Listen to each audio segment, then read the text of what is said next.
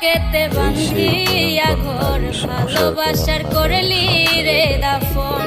নাম রাকিবা বেগম, হবিগঞ্জ। একটু তোর নাই রে মায়া পাশানে বন্ধা তোর হিয়া, বুঝাইল তোর নিষ্ঠুর আচরণ। আমায় কইরা গেলি পর তুই বাঁধলি নতুন ঘর, পর মানুষের হইলি রে আপন। আমায় কইরা গেলি পর তুই বাঁধলি নতুন ঘর, পর মানুষের হইলি রে আপন। ও তুই পর মানুষের হইলি